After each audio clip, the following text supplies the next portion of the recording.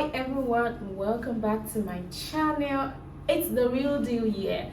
Okay, so we keep it real. Alright, so today I want to talk about how to resolve conflict in relationship and marriage. A few couples like to admit it, but the truth is conflict is common to all relationships and marriage, right? So picture this: bringing two people with different personalities and backgrounds, add some habits and idiosyncrasies. So in throwing a bunch of expectations and then turn up the heat a bit and have the trials and the stress of life. Stress have an effect on our relationships. Alright, so what is bound to happen? Conflict. The thing is, both of you and your partner don't have the same background and personalities, so you're bound to see things differently, things in different light. I've been married for close to 4 years now. It'll be 4 years in December, and till today myself and my husband see things in the same light. Sometimes we don't agree on things in the same way. All right, so and we argue. Yes, but then we've been able to resolve arguments. We've been able to have discussions and conversations that has kept the love and peace in our home. Okay, so right now I am going to be giving some practical steps on how to resolve conflict. When we're about to get married, this was one of the topics that was discussed during our counseling section: conflict resolution in marriage. So if conflict is not resolved, it can lead to communication problems in marriage. It can lead to revenge, anger, resentment, cold, silent treatment, and a lot of other negative things. And that is why it's not good for you and your partner to be having conflict daily in your marriage. It's not helping you and it's not doing you any good. All right, so let's get right into it. So what is conflict? Conflict is a serious disagreement or argument. All right, so the first thing in resolving conflict is to find the root cause. Ask yourselves, what is actually causing this conflict? What's making us argue? For a number of people, you find out that a third party. So a third party doesn't have to be a person. It can be something. It can be work. It can be an object. It can be a thing. It can be an event. That's the truth. It might be an event that you guys went to at is causing you both to argue or something. So just find what's the reason for this argument. So you have to, so if both of you have that understanding and commitment to make things work, then it shows that you want to resolve the issue. Is to have an open mind. Yes. So for this one, you have to have dropped all your preconceived idea and notion that when she brings it or when he brings it, I'm going to give him or give her bad boost. No.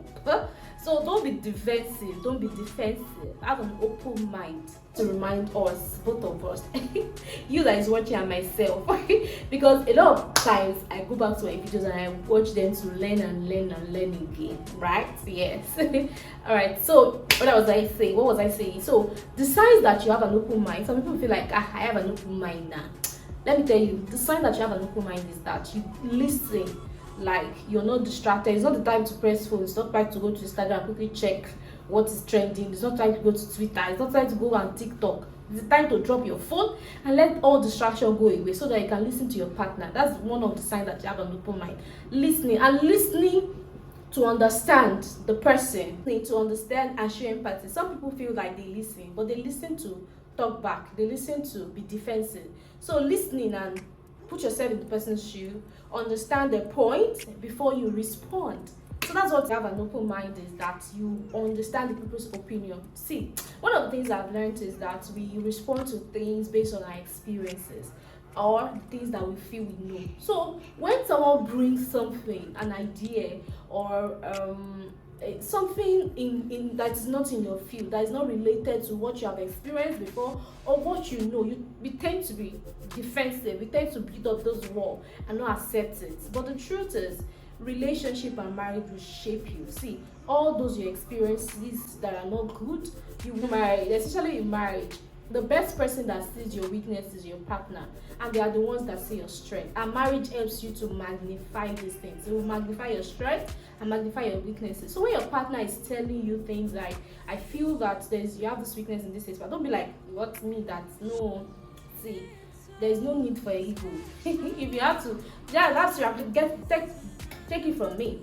There's no need for ego. You have to drop that ego and have an open mind. Listen. If what they're saying you've not experienced it before, you don't understand it, you can decide that, okay, let me give this a thought. No.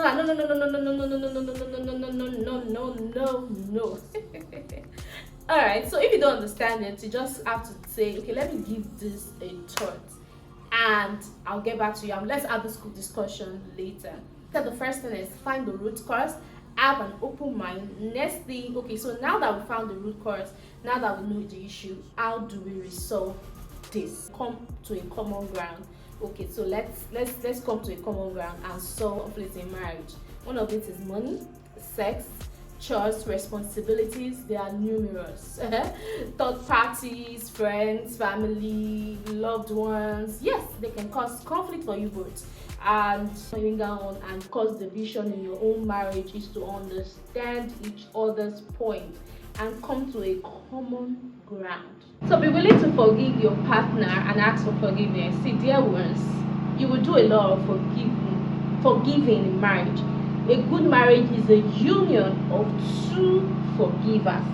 That's it. So if you're someone that you say things like, he said sorry, I'm not going to forgive, or she said sorry, I'm not going to forgive, or you're someone that you don't know how to forgive people easily, please don't get married. Yeah, I said it. If you don't know how to forgive, you're not ready. I'll tell you the truth. You know, this is the real deal. You're not ready for marriage. Just don't go and marry. Don't marry. So first go and learn forgiveness. And to learn that, you have to be deeply rooted in God. I mean, you have to have a relationship with God. It's God that can teach you forgiveness, true forgiveness, and healing truly. The key to maintaining an open, intimate, and happy marriage is to ask for and grant forgiveness quickly. And the ability to do that is tied to each individual's relationship with God, your relationship with God. That's why I would say, marry someone that knows God. See, it saves you a lot of stress. That knows God and has the relationship with God. There's a difference between knowing God, there's a difference between just going to church, and there's a difference between having a constant and intimate relationship with God. Someone that knows God, that has a relationship with God, that has a constant, intimate talk with God, will be easy. It will be easy for you to quickly forgive. It will be easy for that partner to quickly forgive you. Alright, the forgiveness. Jesus said, so if you forgive men for their transgressions, your heavenly Father will also forgive you. But if you do not forgive men, then your Father will not forgive you your transgressions. Matthew 6:14-15. So if you don't forgive your partner, God will not forgive you. Yes, look at it that way. Alright, the instruction is clear. God insists that we have to be forgivers, and marriage, probably more than any other relationship, presents frequent opportunities to practice forgiveness. Forgiving means giving up resentment and the desire to punish. Yes, by an act of your will, and you let the person off your hook. And as a Christian, you do not do this under duress, scratching and screaming in protest. Rather, you do it with a gentle spirit and love. Yes. Alright, so as Paul urged us, he said, be kind to one another. Be kind to your partner. Be kind, tender-hearted, forgiving each other, just as God in Christ also has forgiven you. Ephesians 4:32. So if you're here and you're listening to me now, and you know that you need to forgive your partner, go and do it. It's quickly. Sometimes we block a lot of blessings that are supposed to come our way, come into our marriage, because we are holding resentment and holding grudges against our partner. All this has to end. Do not allow the devil have a tree of resentment or unforgiveness in your home. It will block a lot of things for you guys. So the final thing is you have to find a common ground. Marriage, it is a win-win situation. Either you both win or you both lose. There's no competition. If you understand this, it will solve a lot of things for you both, right? Yes. And then I want you to know that when there is rest at home, a lot of things are settled out there. You flourish, you glow, you do amazing things because the home front is settled. And always know this: peace brings prosperity. In the presence of peace, there is prosperity, right? Know that in an healthy relationship, emphasis on healthy, your partner has your best interest at heart. They have your intention, they have good intention towards you. So no matter what it is that you both are going through, I want you to watch this video and take action.